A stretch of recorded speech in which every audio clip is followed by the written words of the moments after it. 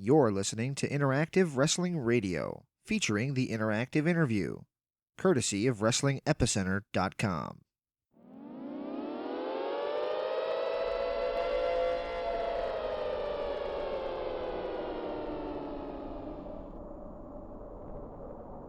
Ladies and gentlemen, this is Sonny Ross, and we have sheer pandemonium here at the Wrestling Epicenter. Interactive Wrestling Radio.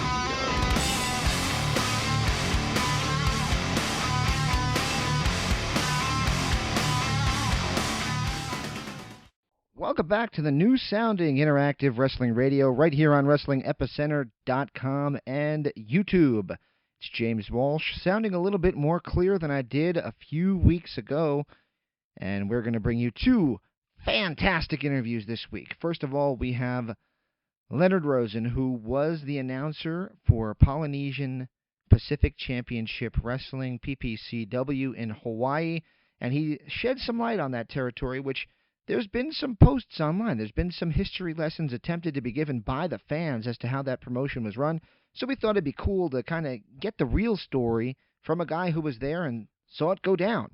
So we got a really cool stories from him. And we also have a guy who was just on SmackDown a few weeks ago. The Irish juggernaut Mikey O'Shea from Paragon Pro Wrestling joins us.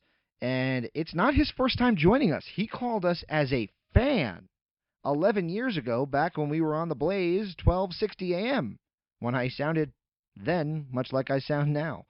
So I hope you guys enjoy these two interviews. The same post-show is on both broadcasts. So I think you guys will enjoy it. And, man, looking forward to people enjoying these two interviews. They're both ones that I'm proud of, and I think you all, wrestling historians, will enjoy them. Check it out. Stay locked right here at WrestlingEpicenter.com. And if you haven't already done so, check out our archives. Our archives have 442 prior interviews.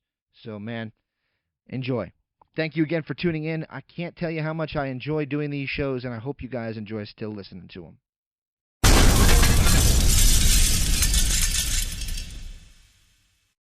This is Bobby the Brain Heenan, and if you're smart like me, you'll be listening to Interactive Interview. I do all the time.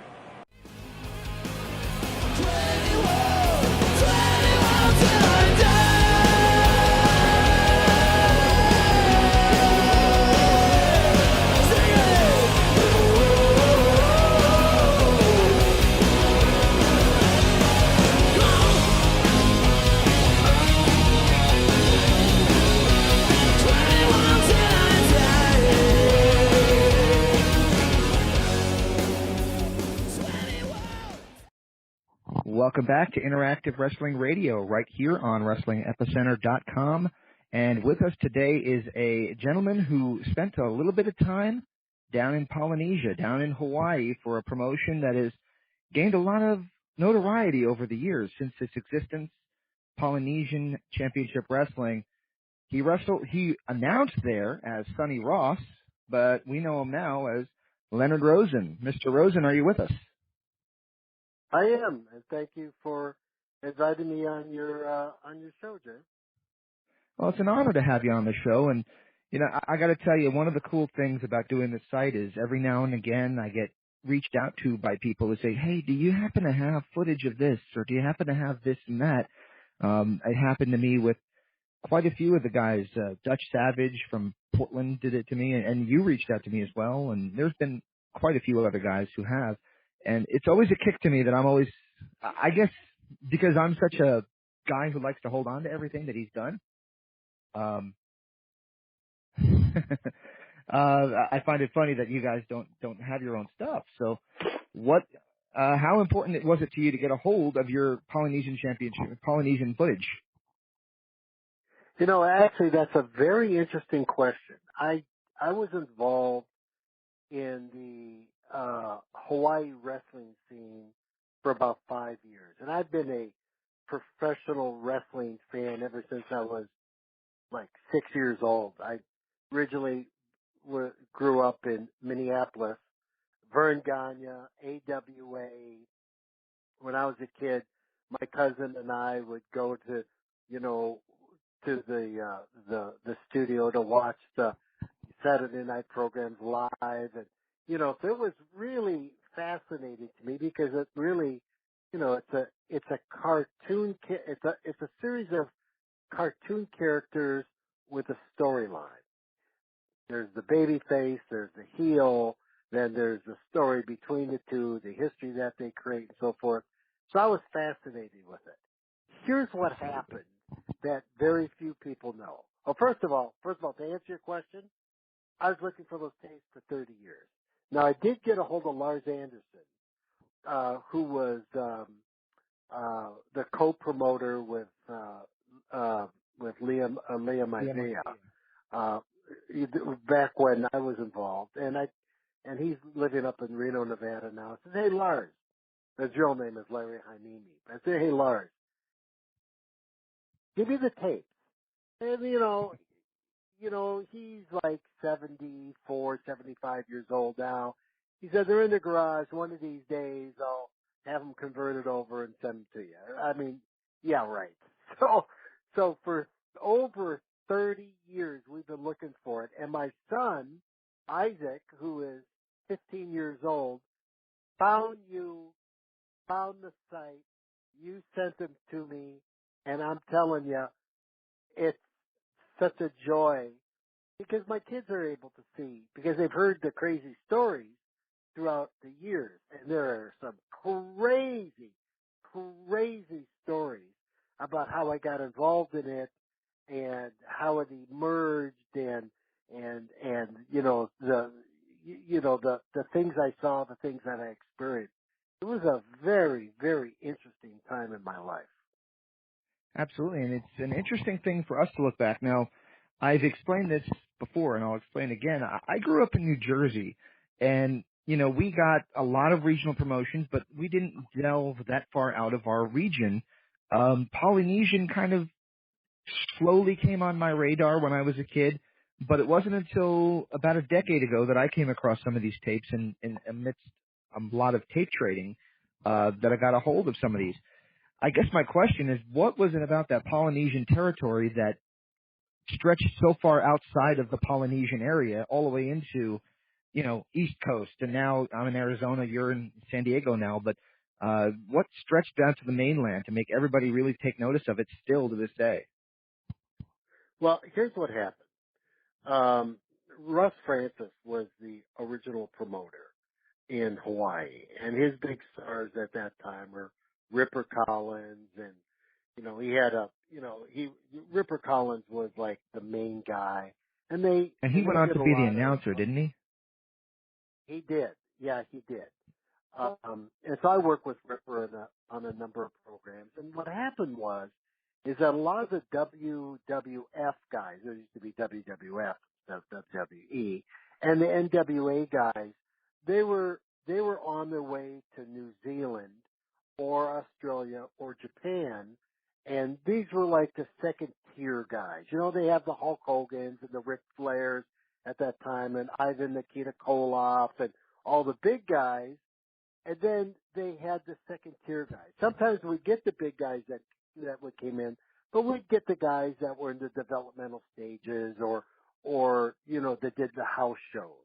And so they would come in and, they would wrestle against the local guys and so forth. And that's kind of how it started. And then Lars Anderson, he was part of the wrecking crew with Arn Anderson and Ole Anderson, and they weren't related at all, but the whole shtick was that they were brothers.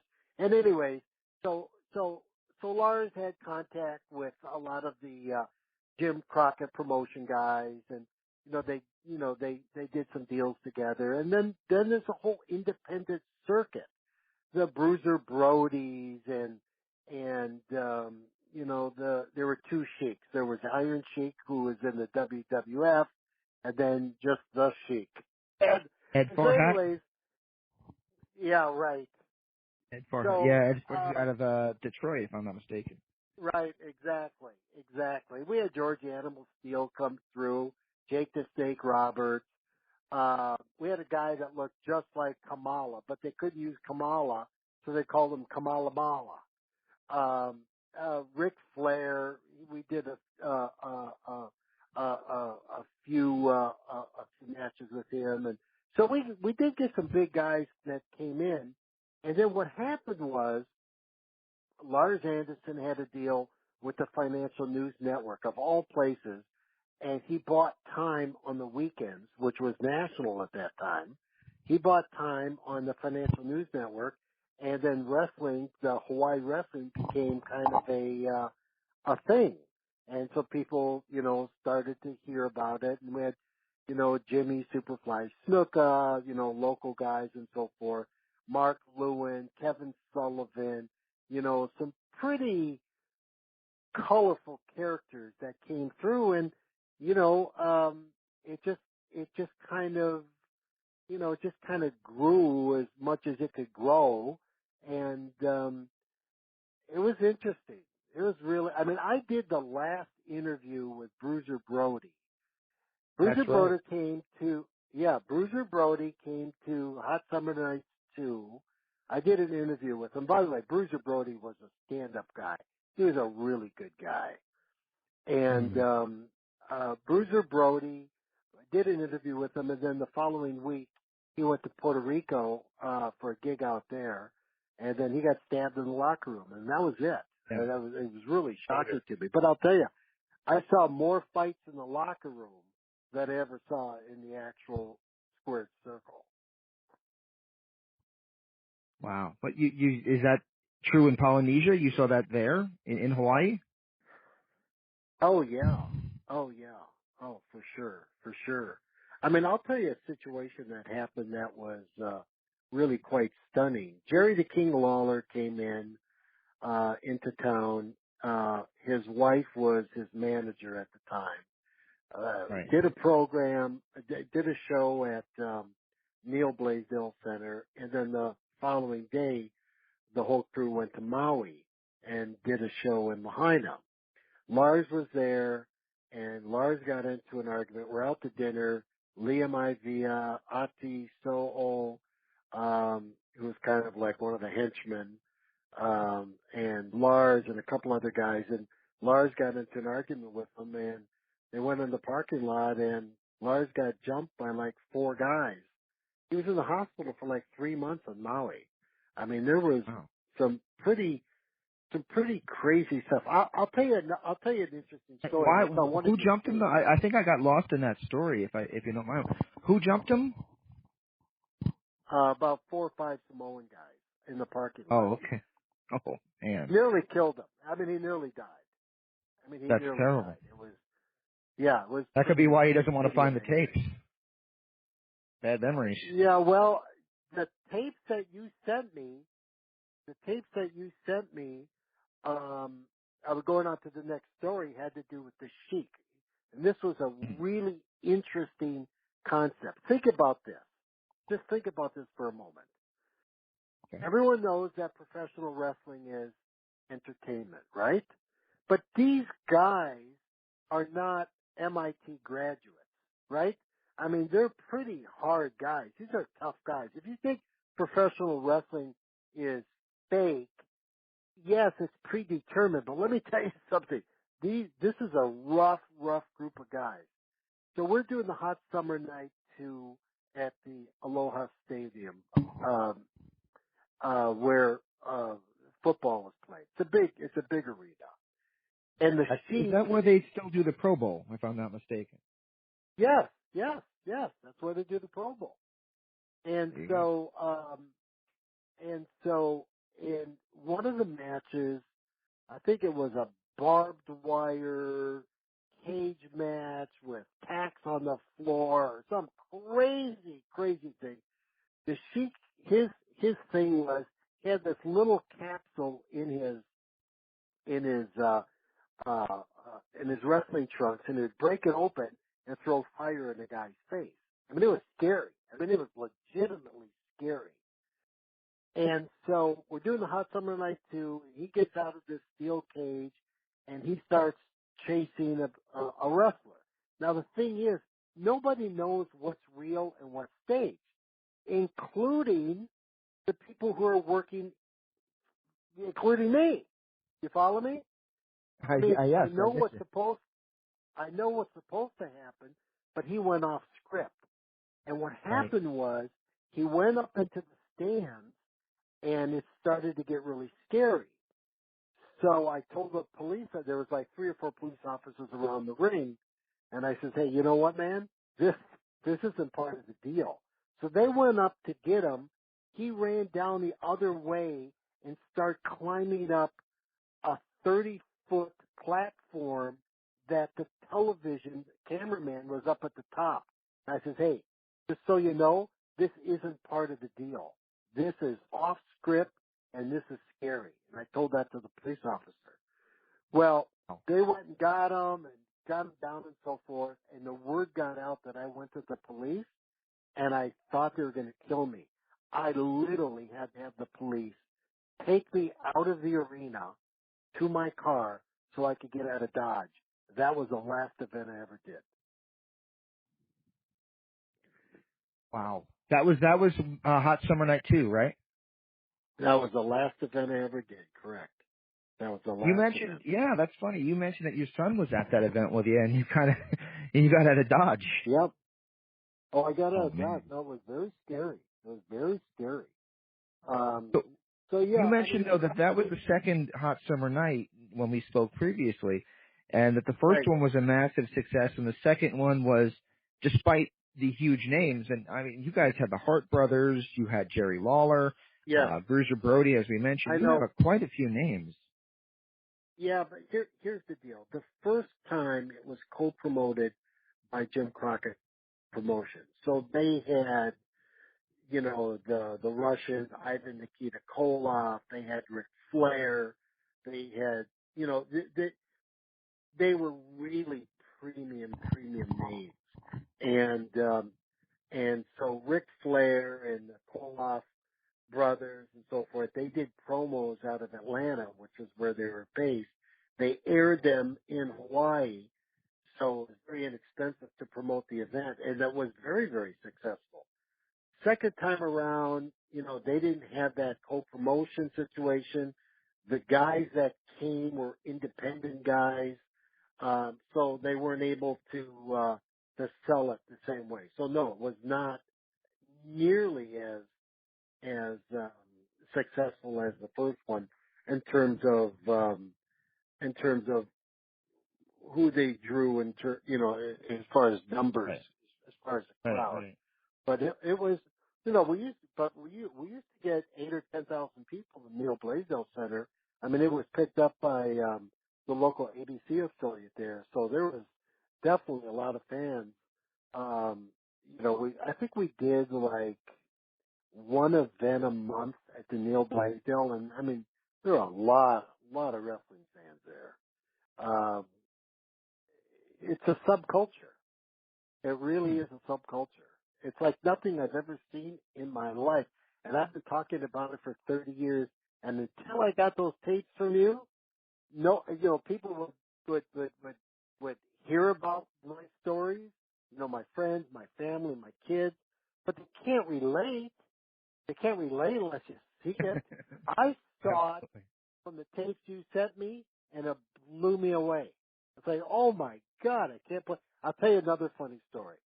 That same night at Hot Summer Nights 2, you got to understand that, you know, the wrestling thing, I was doing it, you know, because I had fun with it. I didn't make any serious money with it. That wasn't even the purpose or the goal. But I enjoyed doing it. Right. So I was Sonny Ross. Sonny Ross was this guy with the shirt wide open and the gold chains and the bleach blonde hair, and you know, but he was a cartoon character, right? I mean, that's who it was. He was a cartoon character. Really? So I remember coming out, and they had 2 rings in the middle of the football field. One was a wrestling ring, and the other was a cage. And I came out from the dugout, and there was an announcer that said, "And ladies and gentlemen, your host for the evening, Sonny Ross. And it's a long walk out. It's like, it's like maybe 70 yards. And the whole place started chanting, Sonny, Sonny, Sonny. At that moment, I'm thinking to myself, really? I mean, really? I mean, it was just weird. That whole night was a very weird night. Very strange. Listen, the professional wrestling, it's a strange vibe. It's a very, very strange vibe because you don't know what's real and what's not real. See, that's the dichotomy of it all. So for example, if a wrestler was assaulted by another wrestler, think about it. The wrestler How would you prove it? Right, because that was part of the whole thing and you agreed to it. You see what I'm getting at? So Absolutely. It crossed the lines of what's legal, what's not legal. It was really scary at times, to tell you the truth. Very scary, actually. Well, even we had an incident. I don't know. Do you still follow it at all today? I don't. I saw John Cena about over the summer.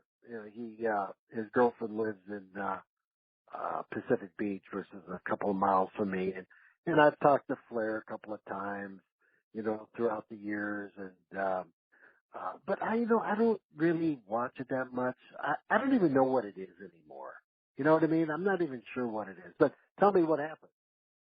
Oh, Brock Lesnar, who has a history of being an MMA fighter. I'm sure you're familiar with him. That I know. Yeah. Well, basically, he was a former UFC champion, and he elbowed Randy Orton in the head several times to where he literally busted him open the hard way, as they say. And the story goes that it was pre-planned, that he would do that. But apparently they didn't let the guys in the back know. So Chris Jericho was sitting in the back and sees what he thinks is Brock Lesnar shooting on another wrestler. So when he comes back to the back, they have a massive pull apart in real life, not on camera, no cameras around. They're pushing and shoving and screaming, this is a work. And Vince McMahon comes up to him and says, what the hell is wrong with you? This is all a work. So I mean, they got even Chris Jericho to watch a match and believe it. See what I'm talking about? You don't know what's real and you don't know what's not real. And that's the part that's scary. I mean, I saw a lot of fights in the locker room. I mean, lots and lots of fights in the locker room. Well, I mean, pretty gnarly stuff.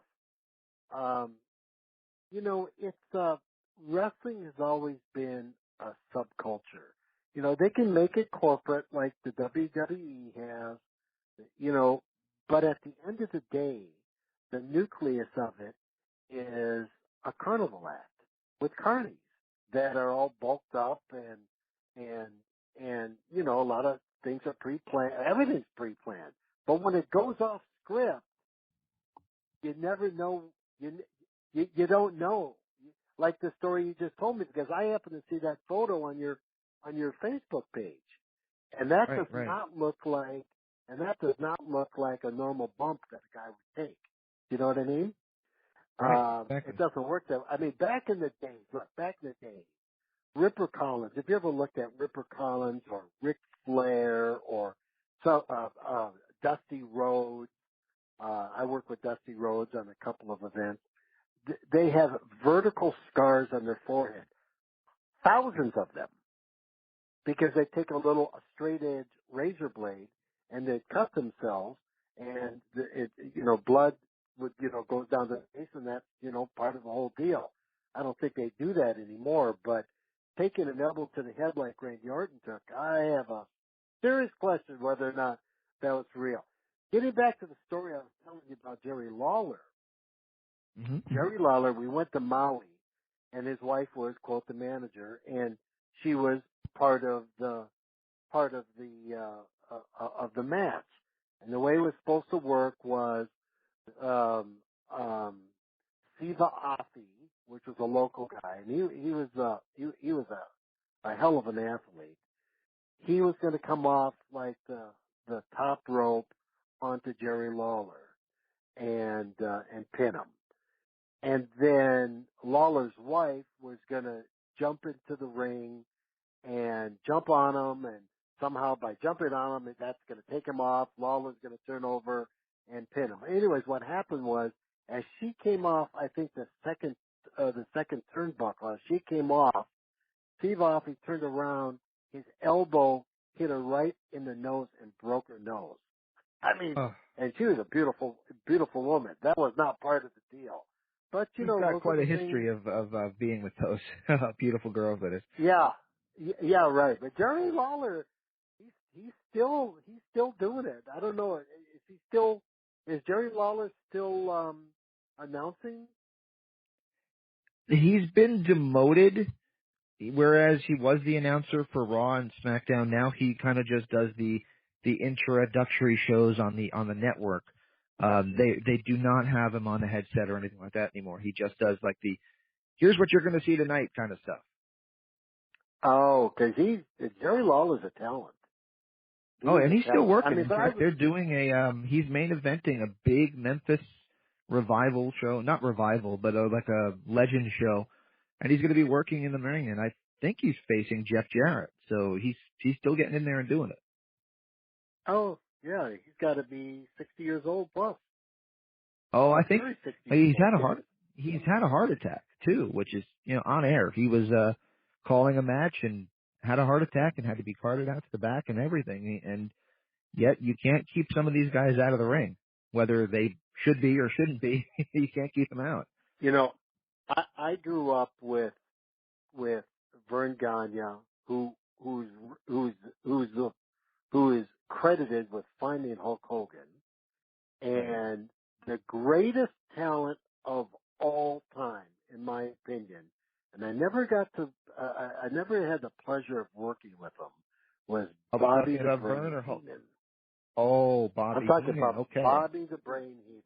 Bobby the Brain Heenan worked with Vern for years. AWA was Bobby the Brain Heenan, Nick Bockwinkel, Mad Dog Vachon, the Crusher, Bruiser. Ray Stevens. I mean, that's an era. Yeah, for sure. That's an era that you'll never see again. Old school wrestling. And those guys were true talents. And they put a lot of butts in seats. I mean, Vern Gagne really, really built something. But what happened is everything is in territories. So Hawaii had his territory, and you could not go into Hawaii and do a show unless you got the blessing from Liam Ivia and the boys. You couldn't do it. Believe me, you couldn't do it. So Vince had New York, and Vern Gagne had the Midwest. There were some promotions down in Florida and Georgia and so forth. And Vince wanted to take it on cable, and he had much stronger talent at the time than Gagne. Gagne fought it, and basically that put him out of business. Vern Gagne didn't have the vision that McMahon had, and it was kind of sad too, because Vern Gagne and the AWA, that was an incredible promotion. It was quite a legacy, and they had some goes of it up until the mid to late 80s. That's when the invasion happened and the expansion of the WWE as we know it now. But they still had some great shows that Kerry Von Erich wrestled on a couple AWA shows, and Jerry Lawler. In fact, those two wrestled each other on an AWA show.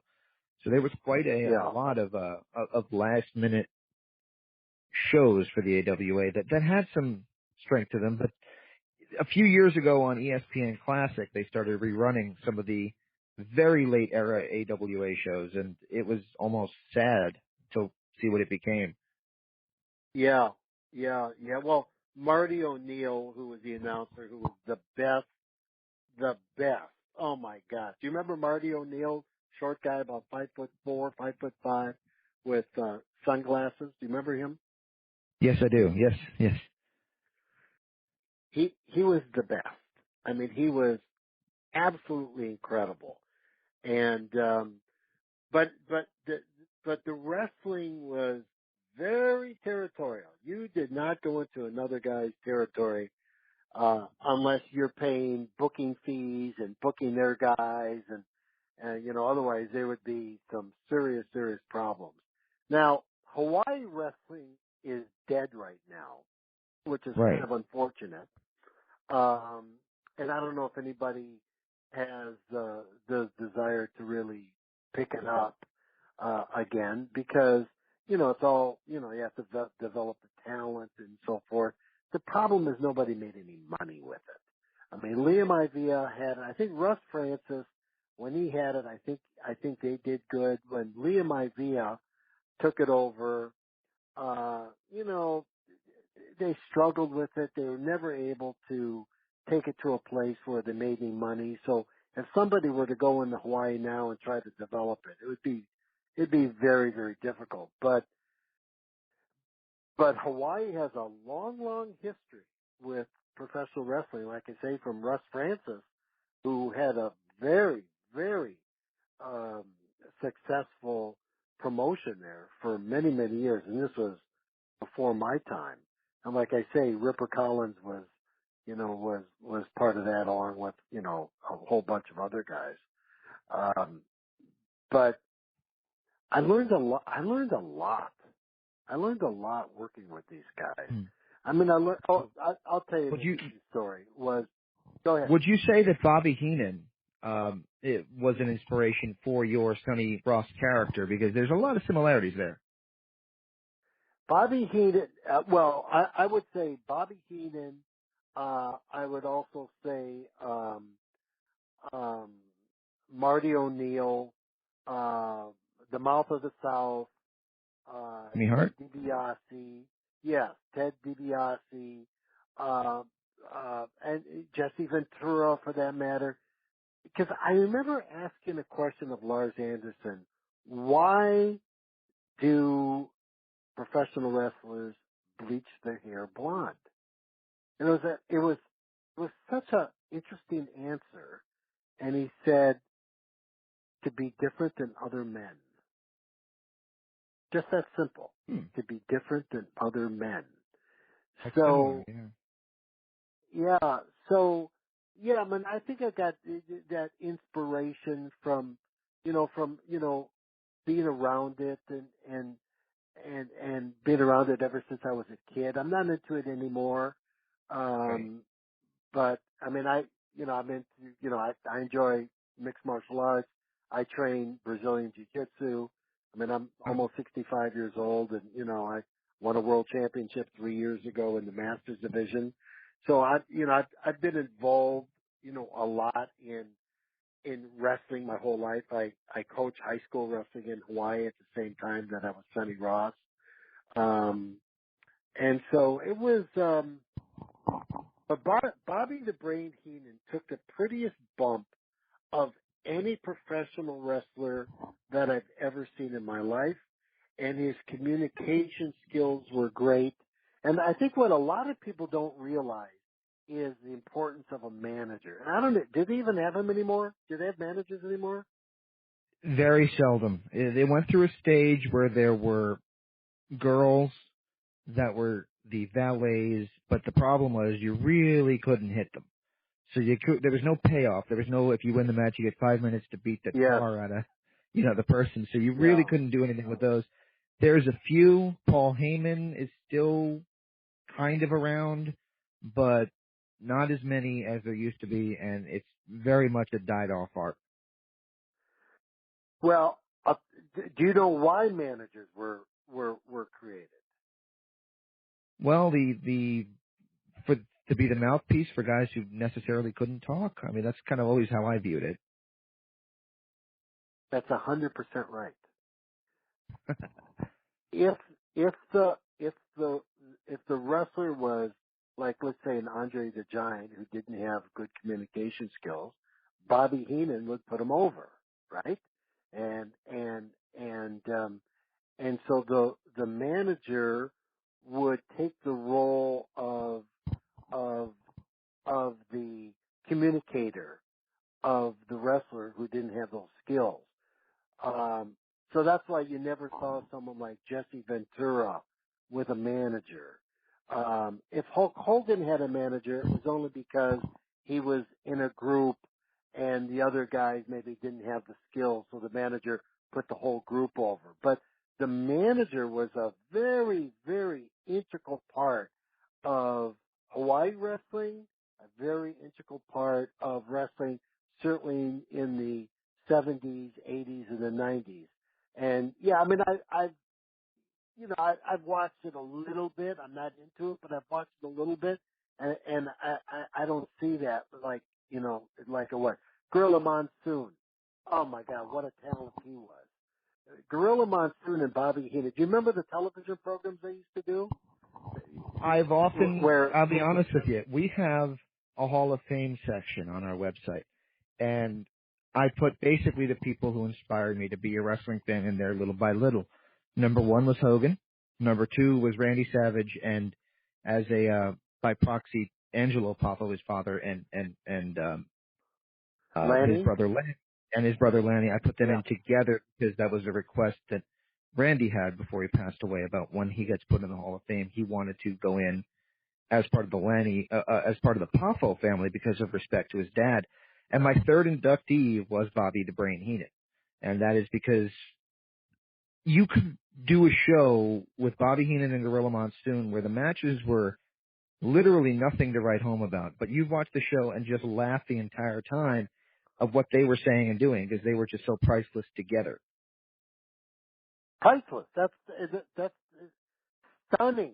It was stunning.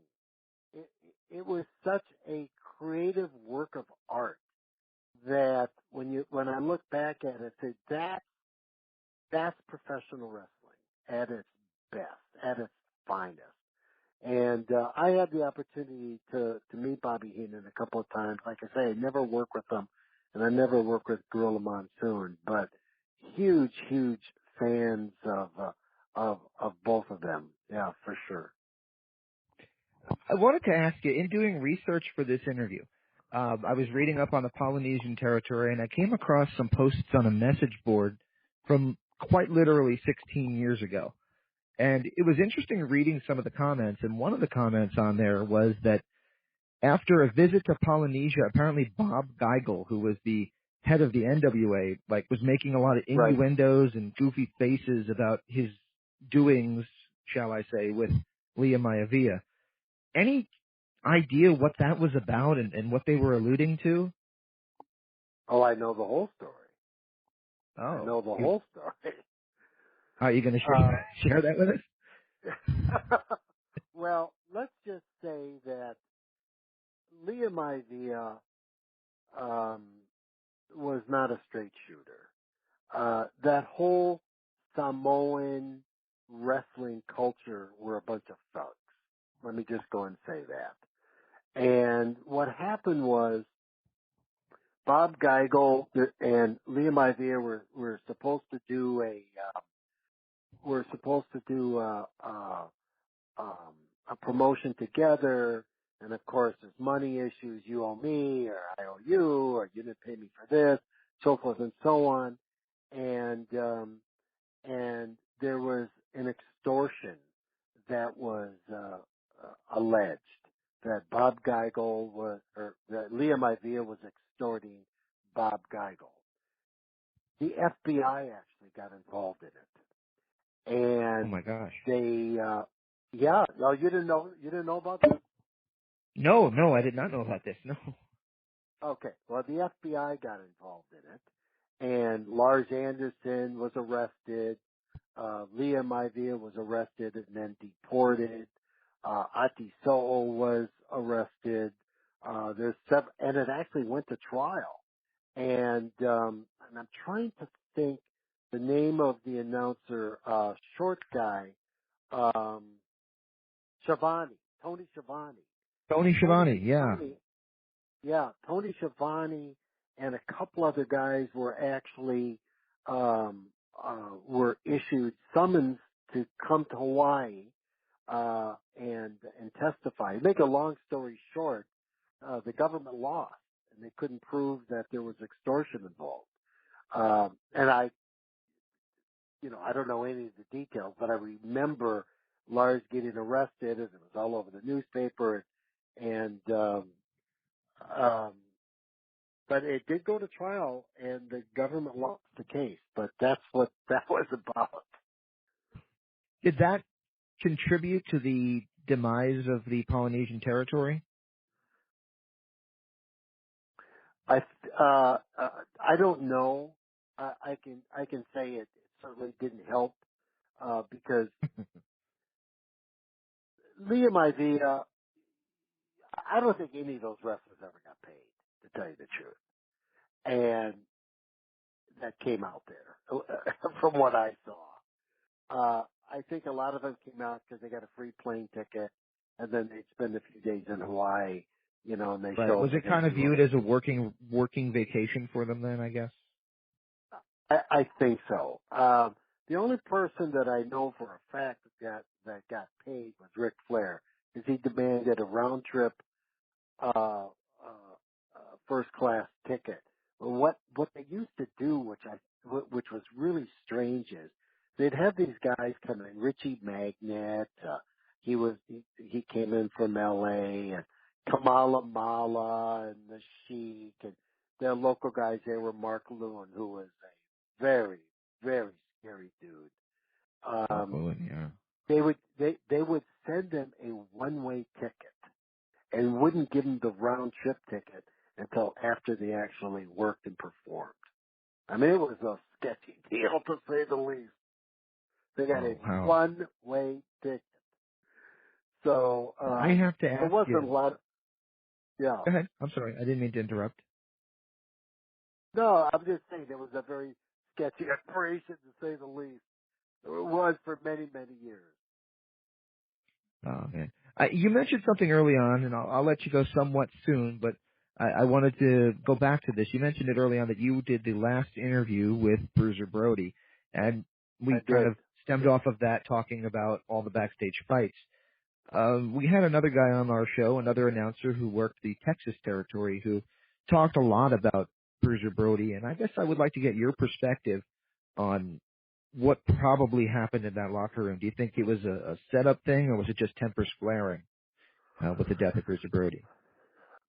Well, here's my experience of Bruiser Brody. I did an interview with him. He was very respectful. He was a very professional, very nice guy. He towered over me. I'm 6 feet tall, and this guy towered over me.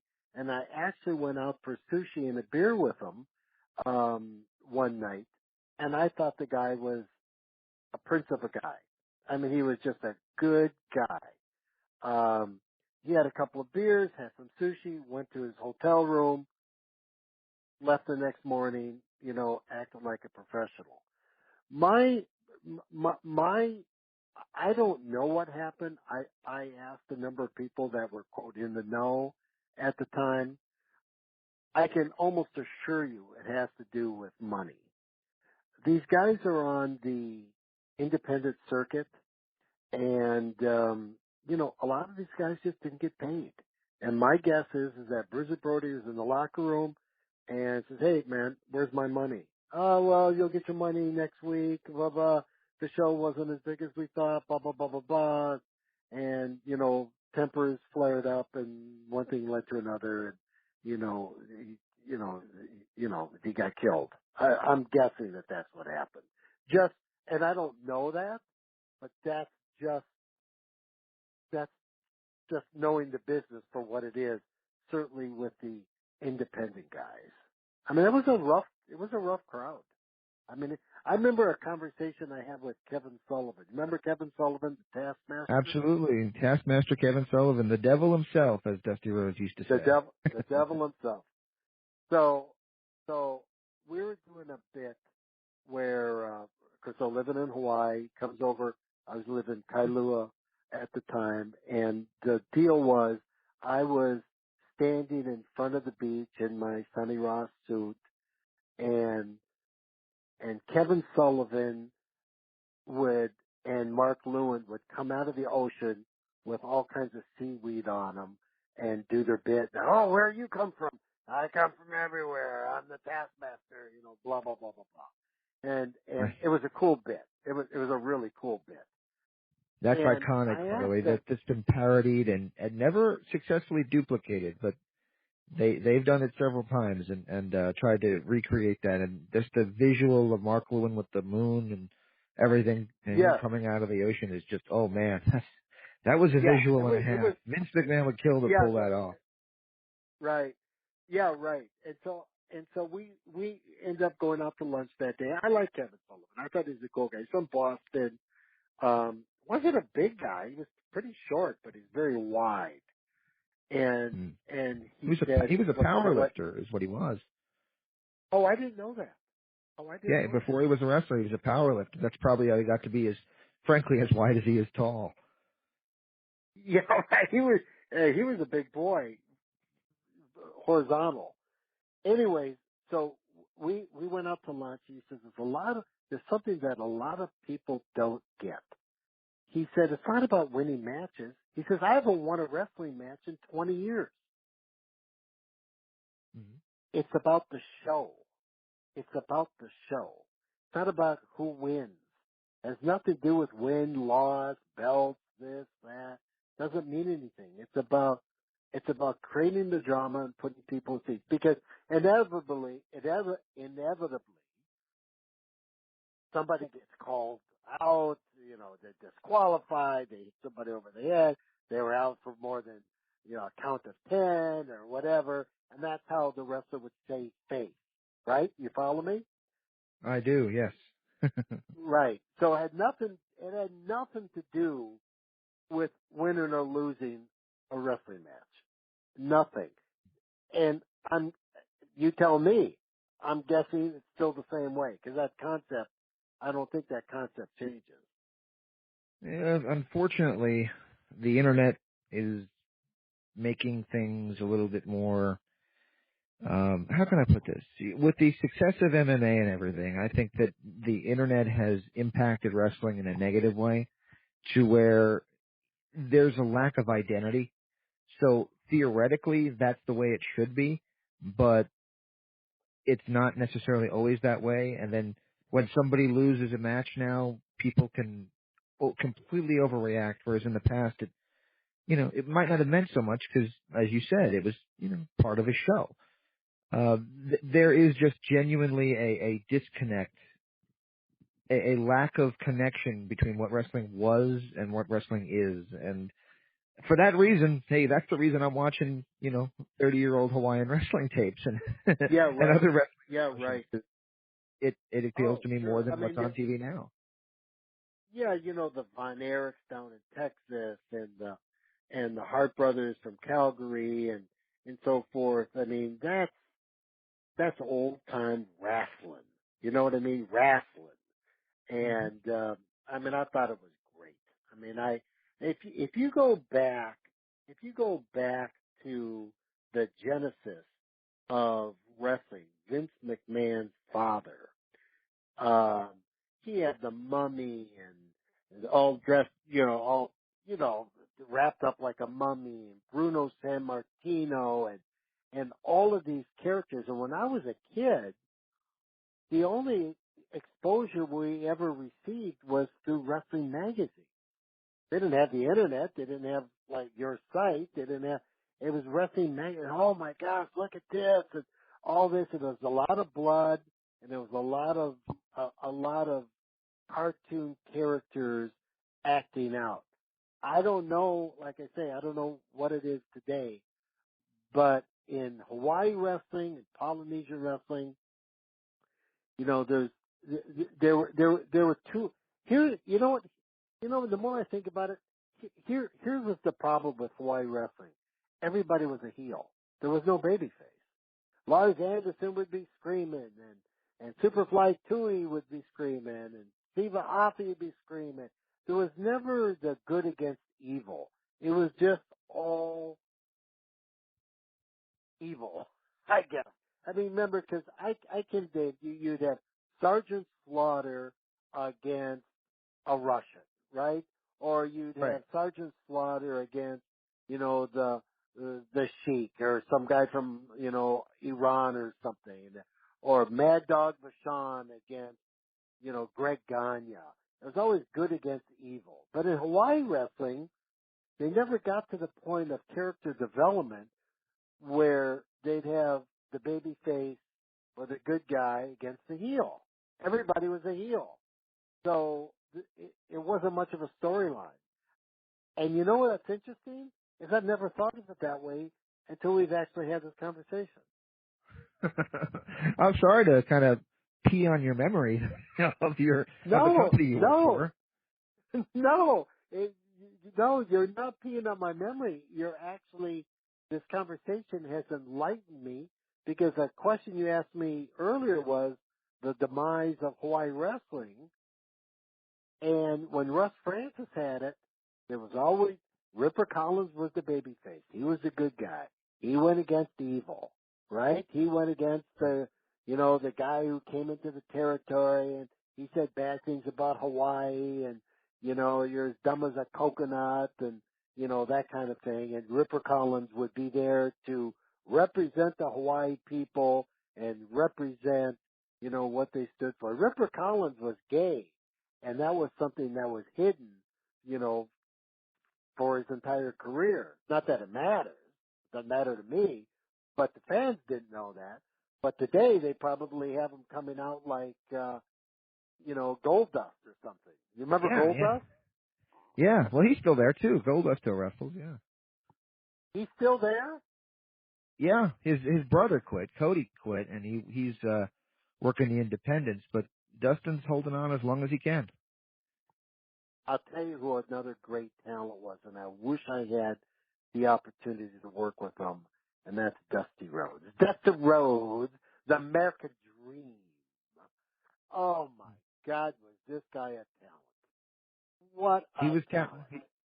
He was talented, but he was smooth, and I'll tell you the truth, and I'll get to wrapping up with you in just a sec, but I interviewed him the day he was fired from TNA Wrestling in 2005. And I had just read the story that he was fired, and I already had the interview scheduled. And I called him up, and he goes, "How you doing, baby?" And he was just being Dusty. And I said, "Can I ask you about what happened today?" He said, "Oh, well, I went to the supermarket." He completely told me nothing about TNA, and just completely, blinked it. And you know what? I was okay with that. So that was. He was a cool dude, man. He was a cool dude. He had a huge following. Some of these guys I really wanted to work with that I never got to, but I felt fortunate because I worked with some really good guys. Like I say, Bruiser Brody was a super talent, and Jerry Lawler was clearly, a superstar, and Ric Flair. I'll tell you, I got to go in a minute, but I'll tell you a funny story. Mm-hmm. So I was married in Hawaii, raised 2 kids there, took them to all the wrestling matches and so forth. And then, I was divorced and remarried a Hawaii girl. So my wife and I are in Las Vegas, and, there must have been a wrestling show there. We were there just to be in Vegas for the weekend. And there was Razor Ramon, another incredible talent. Oh my God, what a talent he was. And Ric Flair. And Ric Flair, I know he looks older now, but, he had the bleach blonde hair and, the gold chains and the shirt wide open. And he's standing in a bar, one of the lounge bars. And I said, you know who that is? I said, that's Ric Flair. She says, really? I said, I work with him. I've known Ric Flair for years. I'm from Minneapolis. So is Ric Flair. I mean, I've known Ric Flair. We used to work out at the same health club together that my brother was a manager of. And I interviewed, she's, no. She thinks I'm kidding her. I walked right up to Ric Flair. Hey, Sonny, I haven't seen you in years. How you doing? it was hilarious. But Awesome. Ric Flair was clearly the dumbest promoter of wrestling ever. Great talent in the ring.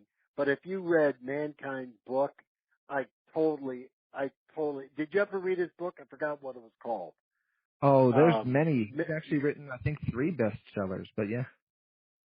Well, I think it was his first one. He said Ric Flair was the dumbest son of a bitch he ever met, and I'd have to agree with him because he was clueless in terms of matchmaking and promoting. But he was a great, great talent in the ring. A great talent. And my final question for you before. Yes. Go ahead. Oh, Yeah. Mick Foley, go ahead. I didn't mean to interrupt. One of the greatest talents ever. He could go from being Mr. Sacco to Mick Foley to Cactus Jack to it, and he'd pull it over. People would buy it. Didn't matter. Absolutely. It didn't matter. All right. Well, my final question is we've talked a little bit about the 30 years since you were involved in wrestling, but I guess what did Sonny Ross become? What did Leonard Rosen become? What did you do after wrestling?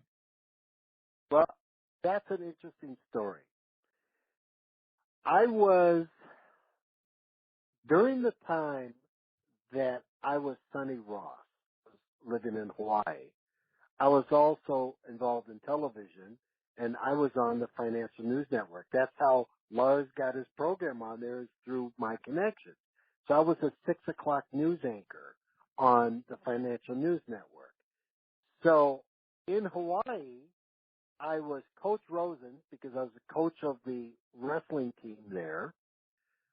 I was Sonny Ross, and I was also Leonard Rosen, the 6 o'clock news anchor for Financial News Network.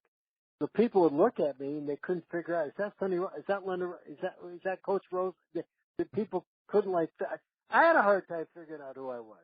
So through that time, I got involved in public speaking and financial services. So now I speak all around the country on private lending for real estate, and that's what I do. But clearly, that was the professional wrestling at that time was what really kind of got me started in broadcast television and in public speaking. So for 30 years, I've been a public speaker on the financial markets. Awesome. Well, I'm glad to hear Sonny Ross turned out so well. And, man, I thank you for reaching out to us back when you were just looking for tapes. And I appreciate you spending some time with us tonight and talking about the Hawaiian territory and telling the story that online has not been told as well as it should. So hopefully this will shed some light for the wrestling historians to hear about that territory, which so many of us remember but know so little about.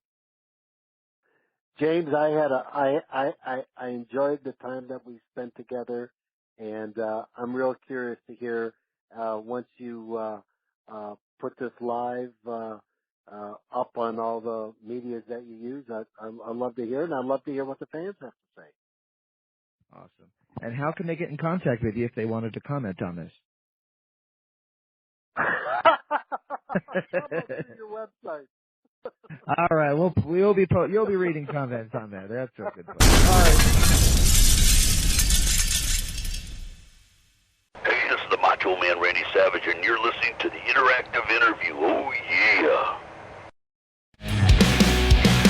The magic's in my head, I can't understand, but I still like my chances. And it doesn't really matter to me, I take my stand, but I still like my chances. Ow! No, no, no, no, no, no. Welcome back to Interactive Wrestling Radio. We probably sound a little different right now.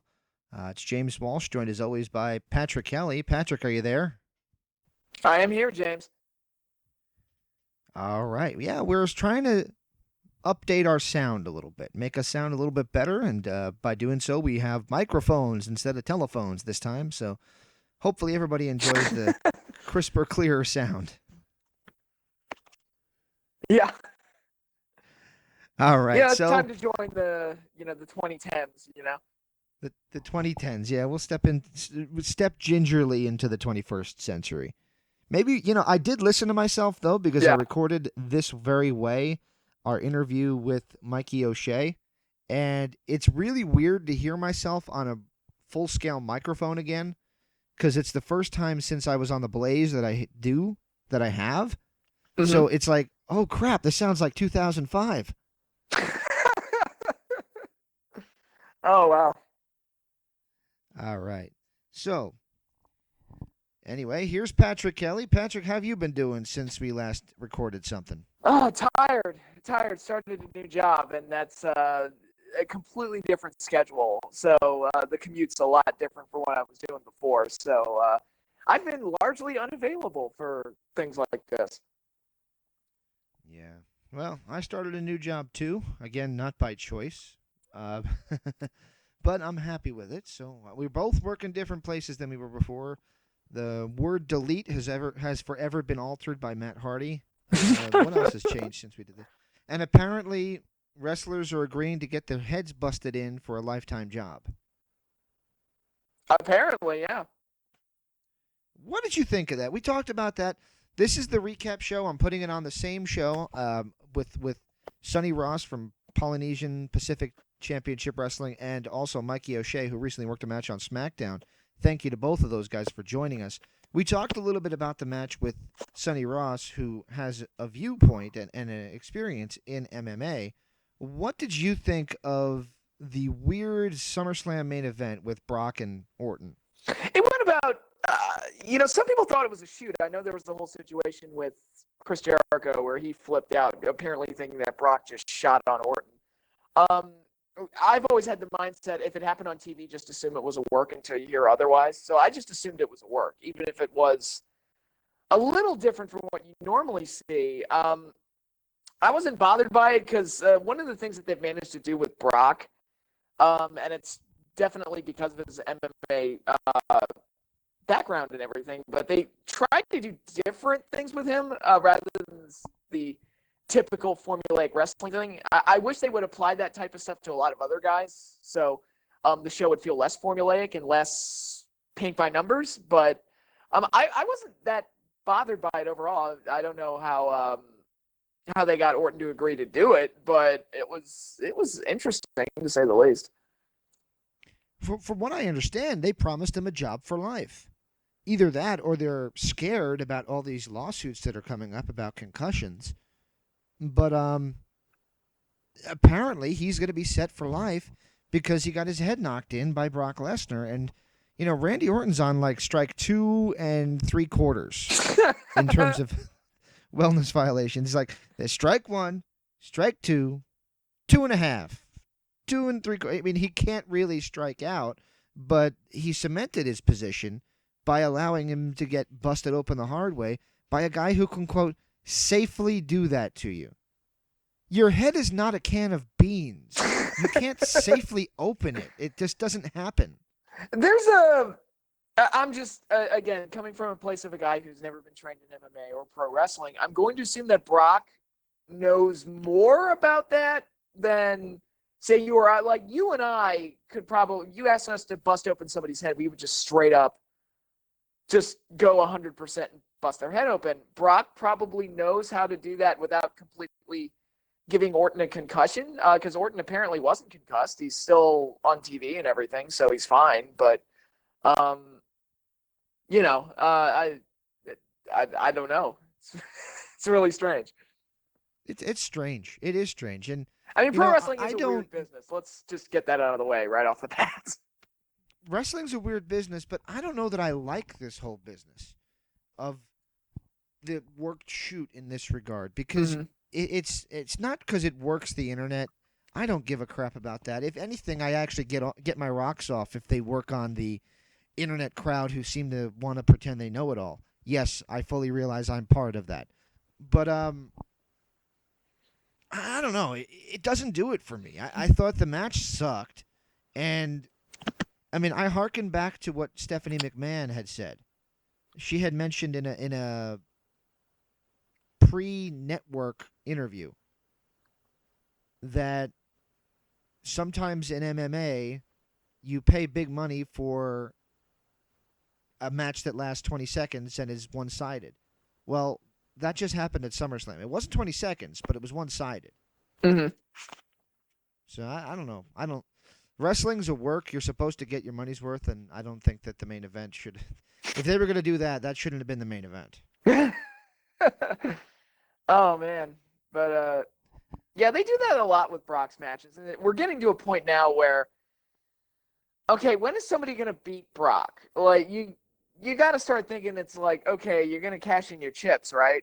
Because they got Brock to a level where he's viewed as this unbeatable monster, and that's good, but where's the payoff? And I'm not saying Orton should be the guy, but who is going to be the guy? I don't want it to be Goldberg. No, neither do I. No.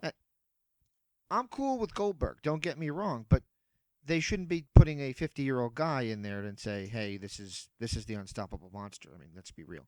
Oh, no. I think Goldberg, at this point, Goldberg should be a nostalgia guy, if anything. I wouldn't. They can have him work with Seth Rollins and get retired. Oh, Seth. Yeah, I guess do you want to talk about that now? Yeah, let's talk about that. The next topic is Bret Hart, amongst others, has come out and said that Seth Rollins is a reckless worker. And if you really look at the facts, you might have a hard time disagreeing with him. Well, he worked with Sting and basically retired Sting, and he worked with Finn Balor and put their new champion on the shelf for 6 months. Now, both of those cases were done with the exact same move, which is also very interesting. I'm surprised the WWE hasn't outlawed the buckle bomb yet, but that's an unfortunate series of casualties to have happen under your watch while you're working with the guy. The weird thing is they banned the curb stomp. Yes, and nobody got hurt doing it. Exactly. As far as I know, nobody got hurt doing that move. Yet 2 people have been very seriously injured. One retired. Granted, he was at the end of his career anyway. And shouldn't be taking a buckle bomb at that point anyway, but yeah. No, he shouldn't. And that's because Sting's crazy. And you also forgot to mention the John Cena injury. Granted, it was not from the buckle bomb, but he took a full-blown knee to the face from Seth Rollins and busted his nose. And the bottom line is you'd have a hard time convincing me to get in the ring with Seth Rollins in the pay-per-view main event and that I'm not going to get injured. You'd have a hard time making me believe that. And I don't know. We'll have to wait and see how he does going forward, but that's 3. I mean, we're talking about strikes are out with Randy Orton and his wellness policies, but that's 3 strikes. He should be reduced until he can do these things. And they have to start looking at these moves. You know, what's the reason that guys can't do pile drivers anymore? Because they're dangerous. And apparently nobody knows how to do it. I remember listening to Lance Storm on an interview, and he said, look, put me in the ring with Finlay. I'll take 100 pile drivers from him because he knows what he's doing. And I know I'll be safe. A bunch of other guys, not the same. Yeah, and that makes me wonder this question. Even on an indie show, Lawler doesn't do a pile driver. His finisher now is apparently a fist drop off the middle rope. Now, he still works? Yes, Lawler still works. Heart attack and all, Lawler still gets in the ring. In fact, he's getting in the ring next week against Jeff Jarrett in a Memphis Legends show. Jesus Christ. Okay. That's the second time this week somebody said, he's still working? When I mentioned Jerry Lawler. So, Jesus Christ. Well, if WWE's not going to have you work, got to do it somewhere, I guess. Well, he gets paid handsomely for his indie shows, from what I understand. He gets paid pretty well. Yeah. Well, he's still the king. He's not in good shape, but he's still the king. I mean, at this point, it's kind of like Fat Elvis in Las Vegas, but it's still the king. Mm. Wow. Like, interesting. Elvis walked up to Alice Cooper once in the 70s when he was in Vegas, right? Mm-hmm. And Elvis had one of those karate things, and he dropped it, and it put a hole in his foot. it put a hole in Elvis's foot. And Alice Cooper's looking at his foot and then looks up at him and looking up, and Elvis is still talking to him like everything's okay. And he says, "Dude, your foot." And Elvis was on so many drugs at the time, he didn't even notice that he just put a hole in his foot. We're a little off topic, though. That sounds about right. By the way, if you're interested in more about Elvis's history, or if you're an Elvis fan or anything, I highly recommend the movie Bubba Hotep. It's hilarious. Go check it out. All right. It is. It sounds hysterical. Okay, so we're going to wrap up after this last thing. And that last thing that we're going to talk about is TNA Impact Wrestling going through a lot of changes. Billy Corgan seems to have assumed the role of the guy in charge of TNA. Yeah, he's the president of the company now, and you got to wonder, is Dixie Carter slowly being phased out? I don't think so slowly. I think she's pretty much being phased out. The thing about that scares me, and I'll say this, and I've said this online, and I'll say it here, for all her flaws, and Dixie's got a lot of flaws, she's kept the company going when it probably has no right to be going, considering some of the mistakes and numbers that they've hit. Yeah. Well, I'll tell you what. Hello? So, I mean, Billy Corgan, if he is going to be in charge of it, I expect it's kind of like in politics, when you do your convention, you get an immediate bump. I expect the interest will go up to see what he does with it differently than Dixie when he actually has full control. With that said, though, I wonder how much it's going to subside after the initial curiosity factor, and if he's going to have the drive and the wherewithal to keep it going when that initial, hey, let's see what they're about, goes away. Because Dixie has done that, despite their multiple valleys, and there's been a lot of peaks and a lot of really low valleys. Oh, God, yes, there have. All right. Well, hope everybody enjoys these interviews. We have two of them here. We have Sonny Ross and Mikey O'Shea. I hope everybody enjoys them. We got a couple oars in the fire for other guests, I should say, coming up soon. And, Pat, I really enjoyed getting back together with you, talking a little bit about the headlines, and also trying to make it sound a little bit better. All right, yeah, so far so good, right? Yes, sir. Have a great weekend. Enjoy Labor Day, everybody, and we'll see you soon right here at Interactive Wrestling Radio.